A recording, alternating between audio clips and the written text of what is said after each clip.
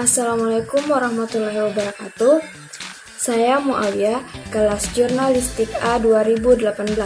Di video ini saya akan menjelaskan mengenai perusahaan periklanan sebagai tugas mata kuliah dari promosi dan periklanan.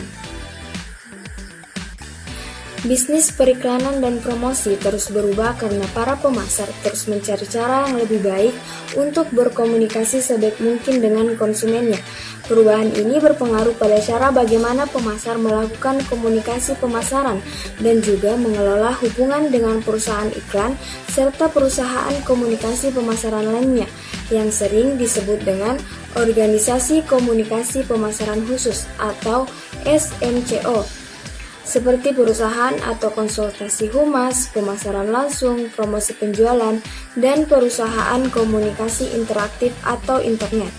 Dalam proses komunikasi pemasaran terpadu terbagi atas 5 organisasi, yakni yang pertama, pemasangan iklan atau klien adalah pemilik produk yang akan dipasarkan.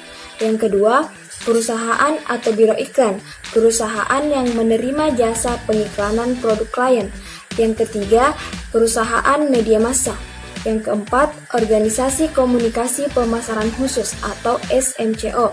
Dan yang kelima, jasa kolateral, fungsi pendukung yang digunakan oleh pemasang iklan, perusahaan iklan, organisasi media, dan perusahaan komunikasi pemasaran. Banyak perusahaan besar yang menggunakan lebih dari satu perusahaan iklan untuk memasarkan produknya. Khususnya juga klien pasti memiliki banyak merek produk untuk dipromosikan. Perusahaan iklan berfungsi sebagai rekan bagi klien mereka dan menerima tanggung jawab semakin besar untuk merencanakan dan melaksanakan program pemasaran dan promosi. Adapun tugas dan tanggung jawab dari manajer periklanan yaitu perencanaan dan anggaran, administrasi dan pelaksanaan, koordinasi departemen lainnya, dan koordinasi perusahaan iklan. Sistem manajemen kategori memiliki sejumlah posisi yang terdiri dari manajer kategori, manajer merek, dan juga manajer periklanan. Manajer kategori berfungsi mengawasi pengelolaan seluruh merek produk yang masuk dalam kategorinya dengan fokus utama menentukan peran strategis dari masing-masing merek dalam upaya meningkatkan keuntungan dan pangsa pasar.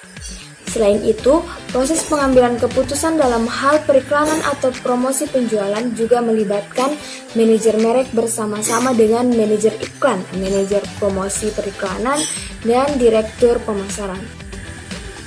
Perusahaan atau biro iklan adalah suatu organisasi jasa yang mengkhususkan diri dalam merencanakan dan melaksanakan program periklanan bagi klien, yaitu perusahaan yang menggunakan jasa biro atau perusahaan iklan eksternal. Banyak klien yang menggunakan perusahaan iklan yang menawarkan jasa secara lengkap mulai dari pemasaran, komunikasi dan jasa promosi yang mencakup mulai dari perencanaan, menciptakan ide kreatif, produksi iklan, riset hingga pemilihan media. Dua jenis perusahaan iklan jasa terbatas yang menonjol adalah apa yang disebut dengan istilah butik kreatif dan jasa pembelian media. Kompensasi yang akan diterima perusahaan berbeda-beda yakni dengan menggunakan 3 metode pembayaran, yakni sistem komisi, sistem uang jasa, atau biaya presentasi. Itulah tadi penjelasan singkat mengenai perusahaan periklanan dari saya. Sekian, wabillahi taufiq wal hidayah. Wassalamualaikum warahmatullahi wabarakatuh.